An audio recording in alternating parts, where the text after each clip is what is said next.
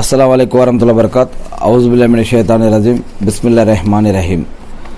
అల్లా యొక్క చివరి ప్రవక్త ముహమ్మద్ సల్లల్లాహు అలైహి వసల్లం గారి యొక్క భార్యల్లో ఒక భార్య అయినటువంటి అమ్మ ఆయిషా రజల్లాహు అన్హా గారి గురించి తెలుసుకుంటూ ఉన్నాము. ఈరోజు 17వ భాగం.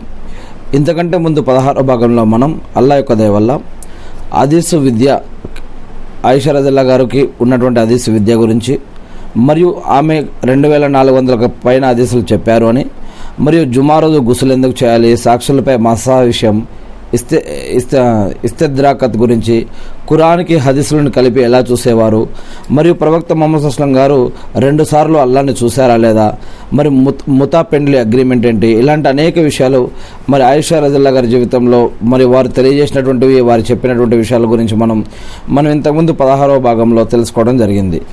మరి విశ్వాసుల మాత సయ్యద ఆయిషా రజల్లాహు గారి గురించి రాసినటువంటి పుస్తకం ఏదైతే అల్లామా సయ్యద్ సులైమాన్ నద్వీ రహమతుల్లాహి గారి కితాబ్ ఉందో దాని నుంచి మరియు కొన్ని ఖురాన్ మరియు హదీసుల ఆధారంగా కూడా కొన్ని విషయాలను మనం తీసుకోవడం జరిగింది.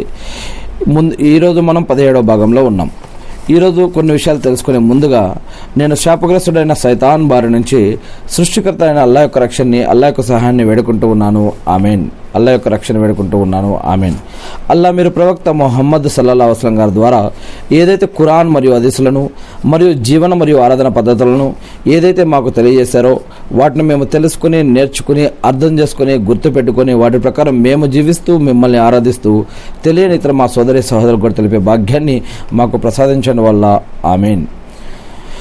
ఈరోజు అమ్మ ఆయిషా రజల్లాహు గారి జీవితంలోని కొన్ని విషయాలలో ఆయిషా రజల్లాహు గారు ఏదైనా ఒక విషయం లోతుల్లోకి ఎలా వెళ్ళేవారు అని కొన్ని విషయాలు కనుక మనం ఎగ్జాంపుల్గా, ఉదాహరణగా చూసినట్లయితే కొన్ని విషయాలకు సంబంధించి ప్రవక్త సహచర మాన్యులు చేసిన, అంటే సహబాలు చేసిన ఉల్లేఖనాలలో స్వల్పమైన భేదాభిప్రాయం ఏర్పడింది అంటే అది అవగాహనలో ఉన్న వ్యత్యాసం కారణంగానే.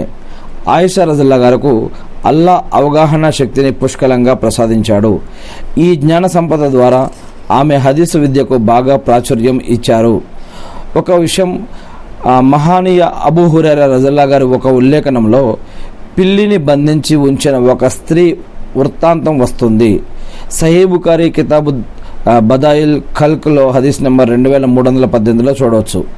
ఆ స్త్రీ, ఆ పిల్లి తిండి తిప్పల గురించి పట్టించుకోలేదు, అలా అని దానిని వదిలిపెట్టను లేదు. తత్కారణంగా, అందుమూలంగా అది ఆకలితో ప్రాణం విడిచింది, అందువల్ల ఆ స్త్రీ శిక్షకు గురైంది అని ఆ హదీసులో ఉన్నటువంటి వాక్యం. మహానీయ అబూ హురైరా రజల్లాహు గారు ఒకసారి అమ్మ ఆయిషా రజల్లాహు గారి దగ్గర